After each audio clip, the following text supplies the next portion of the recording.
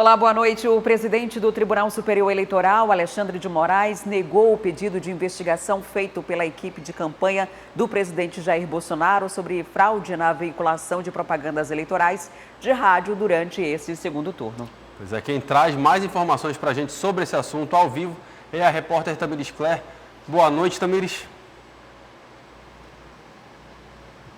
Oi, Dante. Oi, Adriane. Boa noite para vocês. Boa noite a todos que nos acompanham. Pois é, na decisão que foi que a gente teve acesso, né, do ministro Alexandre de Moraes, ele disse que as provas apresentadas pela coligação que faz parte do presidente Jair Bolsonaro não são realmente contundentes, são genéricas, elas realmente não mostram ali que houve qualquer tipo de infração. Ele chega a citar, por exemplo, o fato de a coligação não ter colocado ali na petição inicial nem o nome de todas as emissoras que são consideradas infratoras, nem mesmo a data e o horário das inserções que eles alegam que não aconteceram. Então, de acordo com o Alexandre de Moraes, na decisão, não tem como fazer nenhum tipo de investigação a partir disso, já que a responsabilidade de fiscalizar e levantar qualquer tipo de suspeita sobre problemas nas inserções partidárias, né, de publicações partidárias na propaganda eleitoral,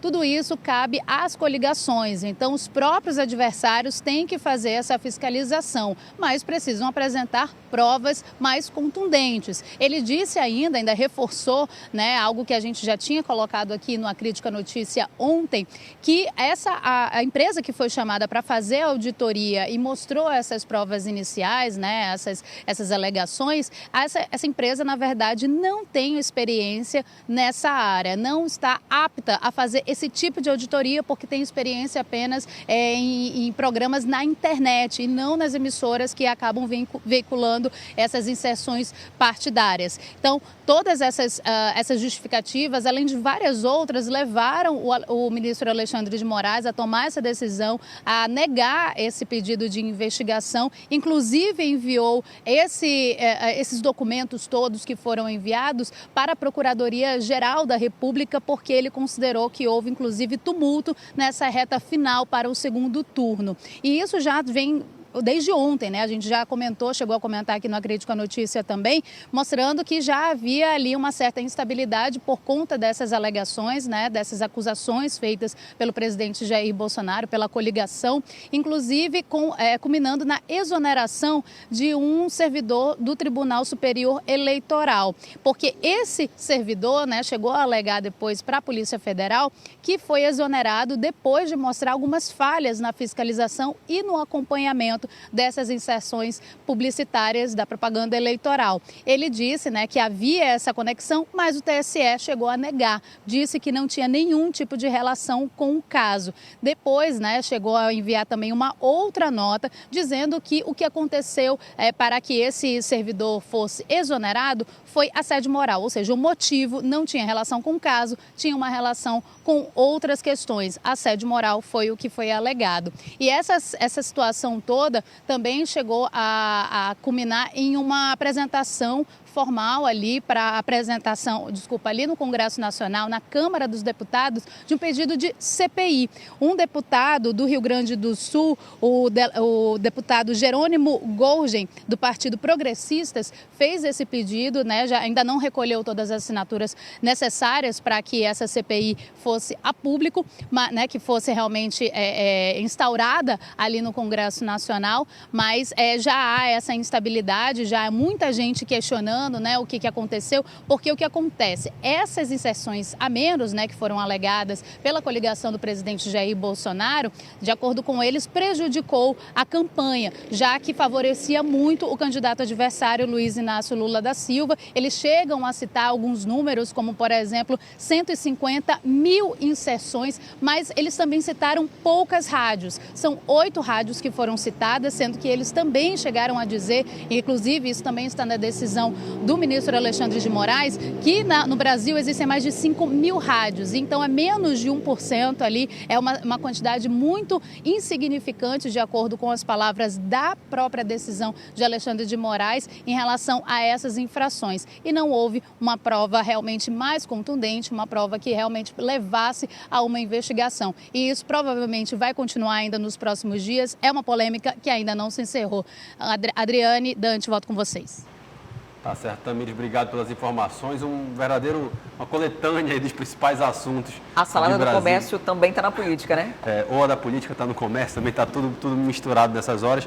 É uma decisão que não chega a causar grande surpresa. A gente vinha comentando ontem sobre isso aqui, que cabe uma responsabilidade das coligações fazer a comprovação desse tipo de irregularidade, né, em relação à propaganda eleitoral. No entendimento do ministro Alexandre de Moraes, não houve essa comprovação. Ele cita também uns detalhes ali que constam na decisão, que a empresa que fez a auditoria revela que fez essa coleção, captou esse tipo de material por streaming de internet, né? Ou seja, e nesse caso, as rádios também não são obrigadas a transmitir pela internet exatamente o mesmo conteúdo, né? Como tem a Voz do Brasil, por exemplo, que não é obrigatória de ser transmitida pela internet, numa rádio que faz o streaming, também tem esse detalhe, né? Tem toda uma sequência de fatos aí que, no entendimento do ministro, não houve uma comprovação, né, sobre essas frases. Existe uma legislação muito específica em relação às concessões de rádio e televisão. Quando vai para a internet, é outra regra. Exato. Mas quando se trata de veículo, o que eles estão questionando aqui, que são as vinculações que não teriam ido ao ar,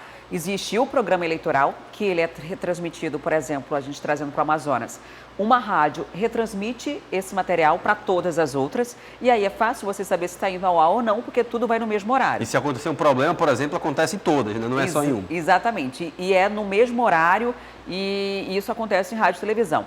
O que estava sendo questionado eram as inserções. Dentro dessas 8 rádios citadas no último documento apresentado pela equipe de Jair Bolsonaro, algumas rádios já se manifestaram. Algumas delas alegaram, inclusive, não ter recebido o material de comunicação do presidente Jair Bolsonaro e, por conta disso, não foi ao ar porque não foi vinculado. O TSE não é o responsável por fazer essa fiscalização do que vai ao ar ou não. Cabe à própria coligação fazer esse monitoramento de si própria e dos seus adversários políticos naquele momento e aí sim denunciar ao TSE. O TSE disse que não houve prova. E denuncia a emissora, né? Isso, denuncia a emissora, que seria a que não estaria cumprindo. É muito comum, inclusive, essa prática e pós-eleição, principalmente nas rádios e televisões que têm vínculo partidário, né? Ou às vezes são até propriedades de políticos.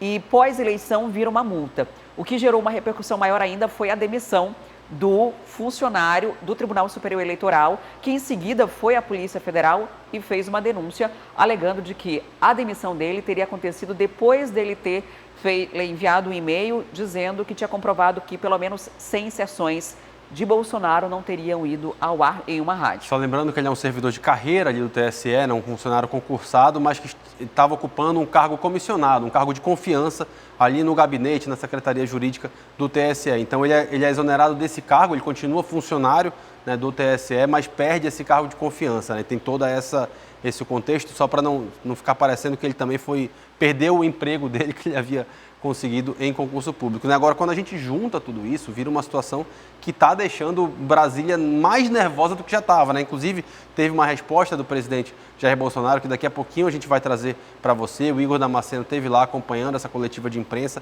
Então, isso mostra que toda essa sequência de fatos, essa ligação, primeiro a denúncia, depois agora a exoneração do servidor, que segundo, inclusive, eu estava acompanhando uma apuração do Globo e também da Folha de São Paulo, citando que houve uma cobrança de que ele passasse esses relatórios que fazem parte desse processo e que ele estaria dificultando um pouco esse tipo de procedimento. Então, está tudo muito ligado, né? Não dá para a gente olhar essas duas coisas como situações distintas, elas fazem parte desse caldeirão aí de coisas, dessa salada, né? Como a gente chamou em relação ao comércio. No primeiro momento, a manifestação do TSE, que seria uma reordenação de quadro, depois que ele teria sido afastado por conta de assédio moral e que essas questões políticas eram recorrentes dentro do tribunal e por isso foi necessário essa exoneração. O fato é que chegou também ao parlamento e agora se quer uma CPI, uma comissão parlamentar de inquérito para investigar essa possível irregularidade na campanha eleitoral.